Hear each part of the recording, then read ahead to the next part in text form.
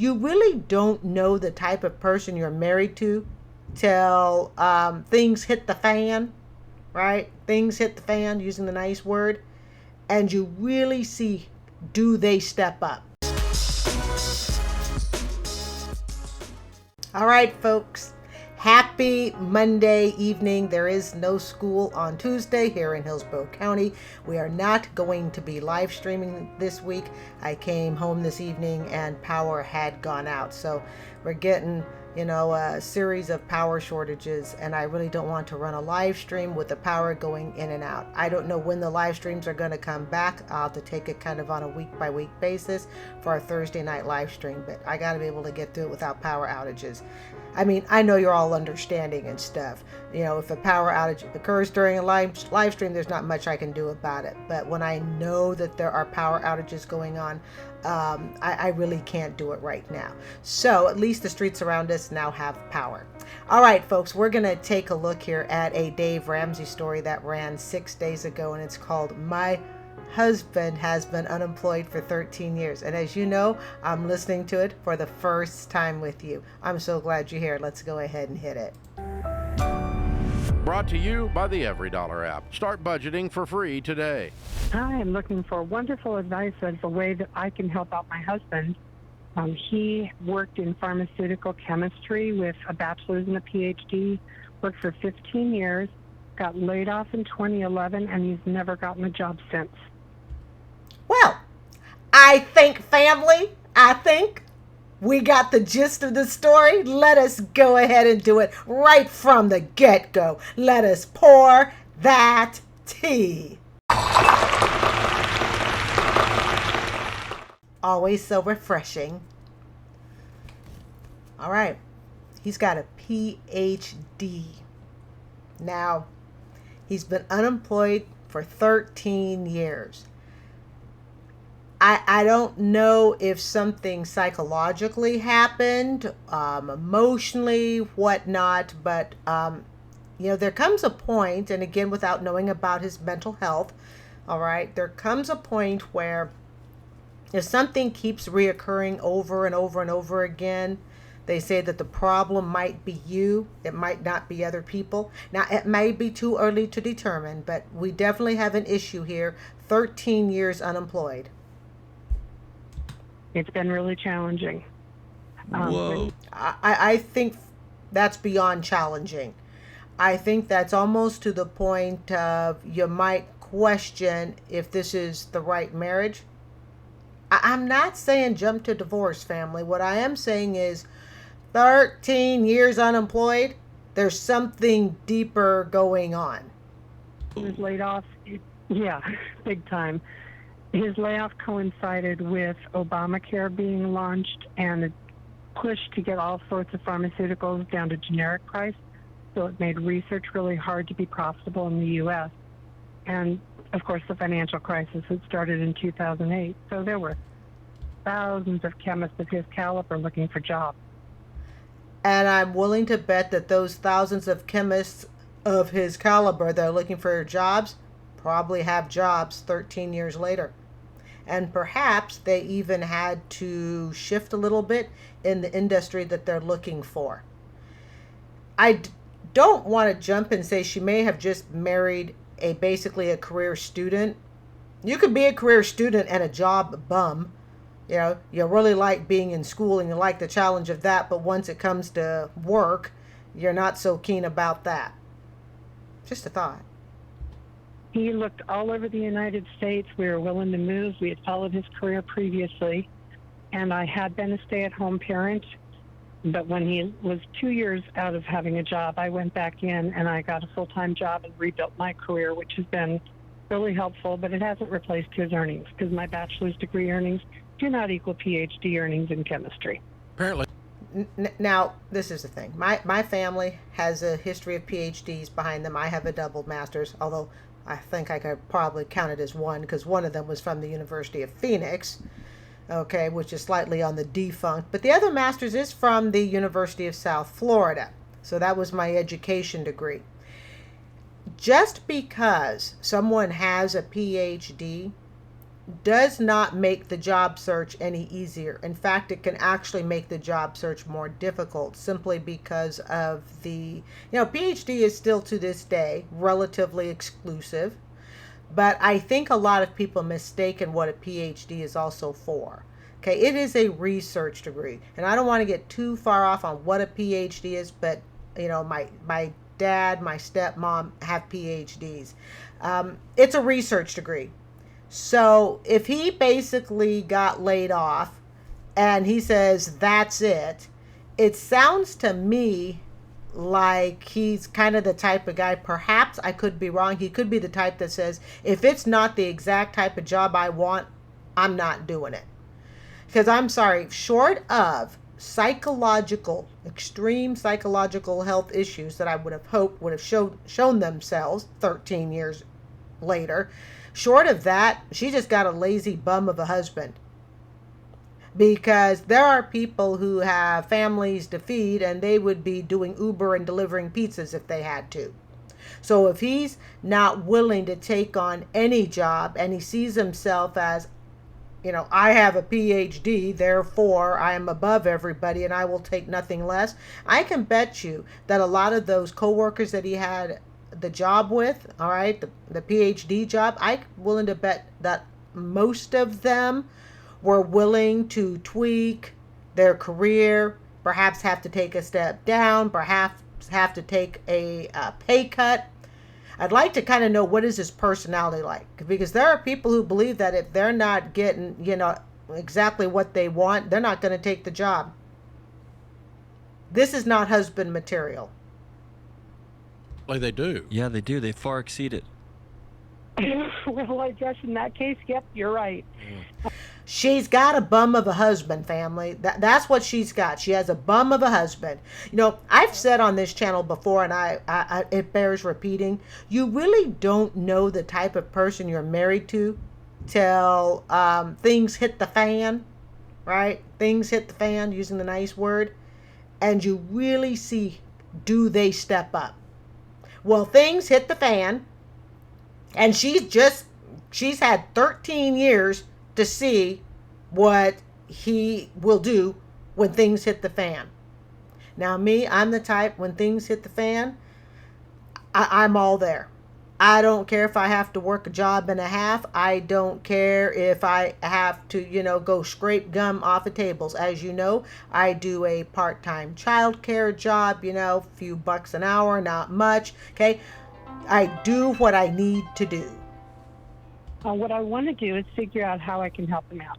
I've helped him to seek counseling when he was really down and having depression after being laid off. Helped him seek medical help. We've even moved halfway across the country from the East Coast back to the Midwest so we can be closer to family and have a lower cost of living. But I don't think that he is actively seeking different ways to look for jobs. We have enlisted a resume service way back 10 years ago, and he signed up for some online job seminars, and that was right at the beginning of 2020. Hey, Susan. This is ridiculous. I helped him out in 1950 with his resume, and then in 1960, I mean, come on. Really. He's not interested in looking for work. He's adapted his mind and his body to laying on the couch, hence the thumbnail that I used of a dude lying on a couch, okay? He's adapted his mind and his body, let her do all the work. And why should he have to do anything now? He's got a woman to do it. He got a little woman to do all that work. 13 years later, I would have divorced. I would have divorced long before that time. Not because he got laid off and was delivering pizzas, but he got laid off and he refused to do anything, which tells me this is not the type of guy who's willing to compromise. He's not going to compromise in what he does, in his career. He's got no room for flexibility, and he's happy to let someone else do it. Susan in Kansas City, Missouri. Sweetie, you've just figured out 13 years ago, and hopefully you have validation now, this is the type of guy you're married to, okay? This is who your husband is. You need to decide if this tubble lard is worth hauling around. And again, it is not because he got laid off. It is not because he would have to take a job cut. None of that matters. Not one bit of that matters. It's that he's shown when things get tough, he won't do what it takes to step up to the plate. And by the way, it has nothing to do with, he's a man and he's supposed to be able to do that. No, no, no. When times are tight, when things are rough, everybody steps in. It doesn't matter who. Everybody steps in. Of the adult age, of course. I think she's known for a long time that this marriage was done. I think she's calling in for validation. 13 years. Okay, everybody step back. Step back. Where were you 13 years ago? Let me think here. Remember, this call was just 6 days ago, all right? So this call was on October 8th. 13 years ago, 53, 46. Oh, Chimney, 44, 54. Right. I was 44 years old 13 years ago. I was 44. I had only been in my 40s for 4 years. I had 2 good knees 13 years ago. 13 years ago, I was married. What? Think about where you were 13 years ago. Now, you want to be a nagging a spouse to get to work, to get his butt up off the couch, to stop riding on his, I got a PhD. I'm not saying that all people with PhDs ride on that. Don't mistake in that, okay? But what I am saying is he clearly believes that he is too good for anything. I hope that this is just her calling in to validate that she should dump his bummy ass. Now, here's the sad part, okay? He's been unemployed for 13 years. Now, I don't know if they have kids or not. All right, I'm going to assume they probably do, but kids or not. If she divorces him, she could wind up having to pay him alimony. Yes, why? Because he don't have a job. Just something to think about. Now we kind of know what the guys go through, right? Guys go through it all the time. And I am not talking about the stay-at-home wife, when they divorce and, she's been busting her behind, taking care of kids at home and doing all that stuff. No, that's not what I'm talking about. I'm talking about this guy lying on a couch and doing squat for 13 years to go and so much as deliver pizzas. That's what I'm talking about, okay? So she could wind up having to pay her bum husband alimony. I hope I made myself clear on that. All about Hey, networking. Susan, I just want to interrupt you. This has nothing to do with the mechanics of finding a job. Okay. He doesn't want to work. And I think I need to insert a little applause in here for myself. It's really hard. I do know. accept that concept. I know, but She's had 13 years to accept it. She's had 13 years to accept he don't want to work. Remember what she said, in the early 1900s, I helped him with his resume. Then in 1910, he went for an interview. Okay, it's a little hyperbolic, but you get my point.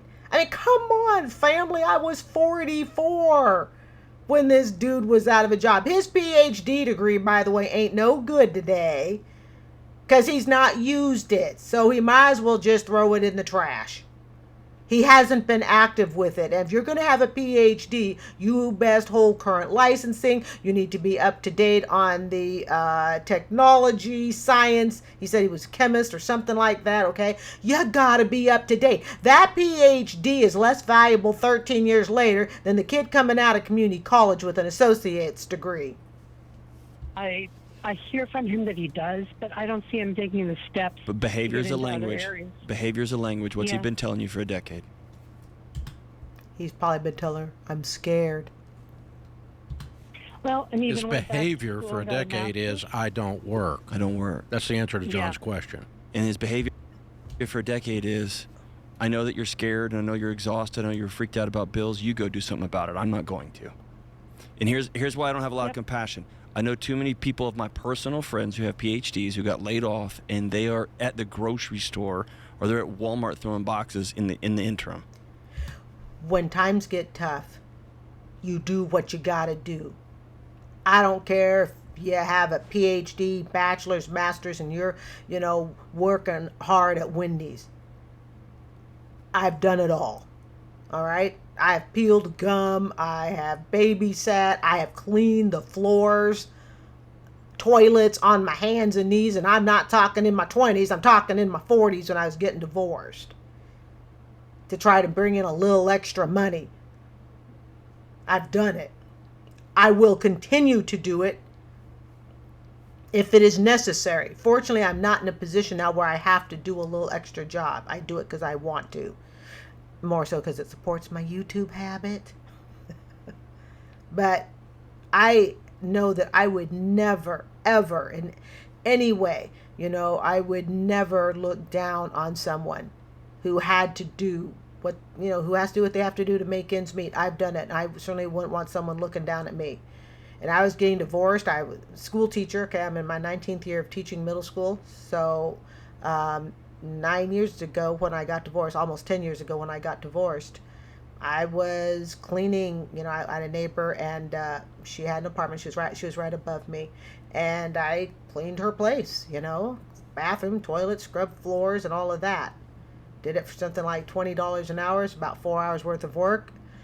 It needed a lot of work, and I did that for her about 4 or 5 times. You do what you gotta do, and your true friends, and hopefully, those are the people you work with and stuff. All right, you're the people who truly respect you professionally, personally, whatever. We're never gonna make fun of you. I may be divorced, but even if I saw my ex-husband and he was waiting tables, I would not laugh. It just doesn't matter. You do what you gotta do. And anyone who respects hard work, labor, it doesn't matter. Yeah, you could be my ex, you could be waiting tables because you need to make ends meet. It's like, okay, that's what you gotta do. You could be a friend, an ex-friend. It just doesn't matter. People understand. People with compassion understand these things. And I think what happens, and again, this is not just people with PhDs. Let's get this very clear. But we have some entitled people out there of all socioeconomics. All right? All socioeconomics. Okay, even those that are flat broke, they go, well, that donation's not good enough. And you're like, I'm just giving it to you. Well, I don't like that. Okay? But people understand when there's struggle going on, and you respect that, and you go, okay, well, that's what they have to do. It's not a big deal.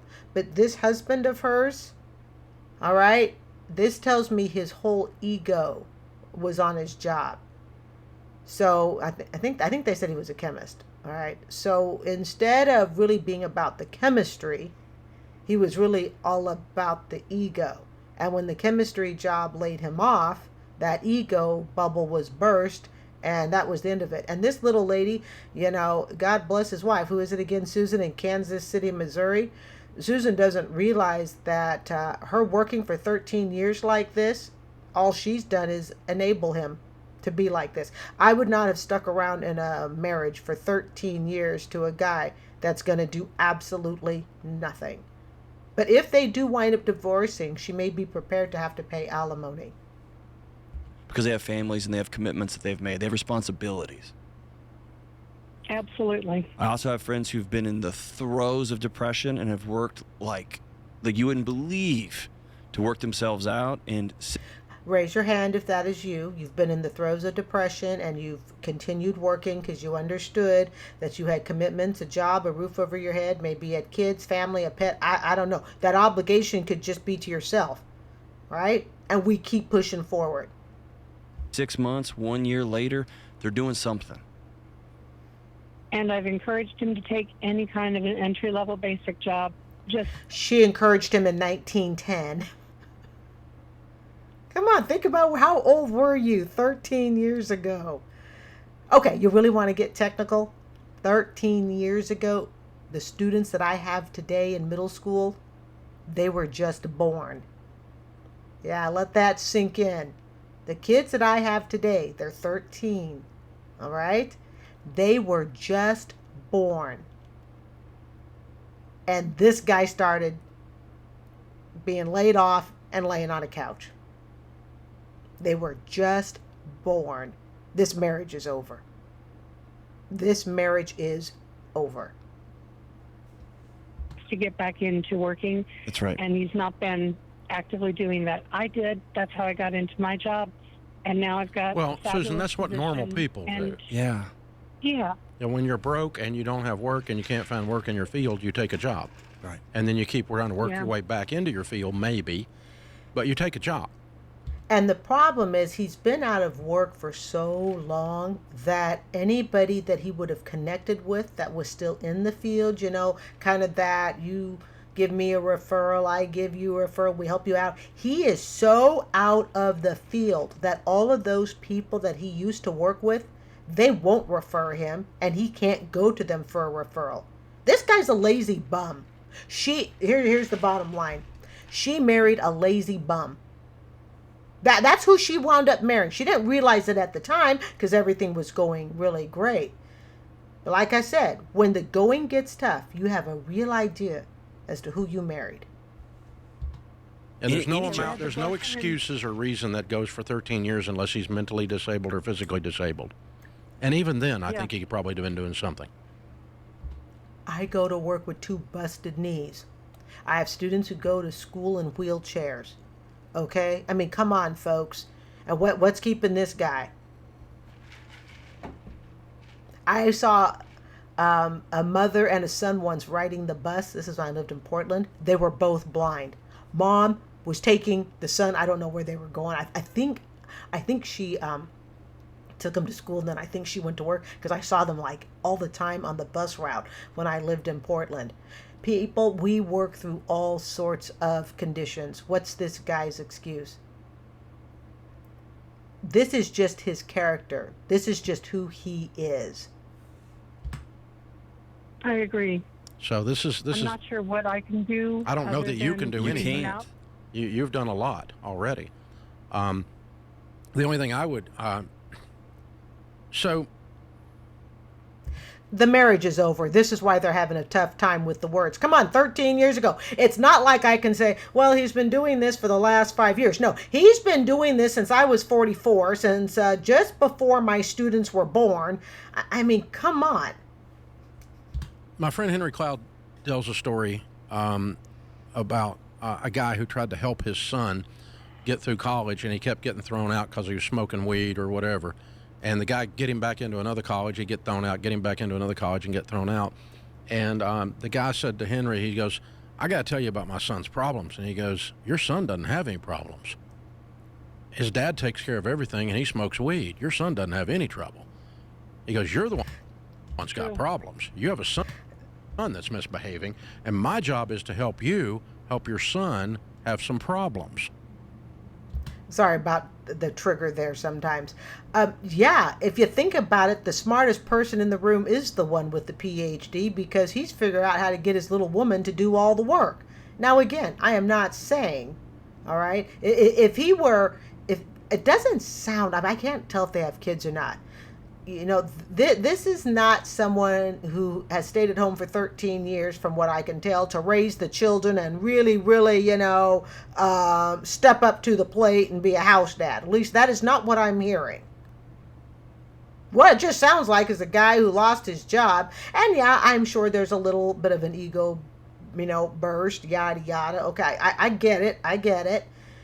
But come on, some point we all got to grow up. He got put on his big boy pants.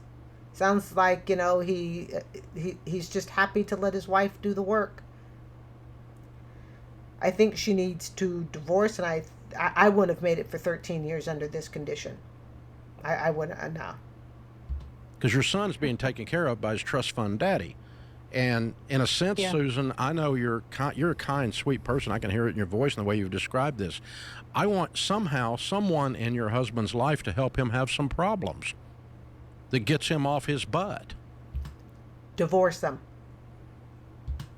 Yeah, we have kind of a blessing and kind of a curse where his parents, who have both passed away during this whole thing, they left him money and they were helping support us during the earlier parts of his unemployment. So he doesn't see a need to get something, or we're going to be on the street. So here's the problem. Here's the problem. And I'll say what John's getting to say ahead of him because I know what he's going to say. You're losing respect for your husband. I've already lost respect for him, and I've only heard this call for 5 minutes. Yes. And it's going to cost you your marriage. What did I say? What did I say, family? It could. And he needs to know that. He doesn't believe that, and he doesn't know that.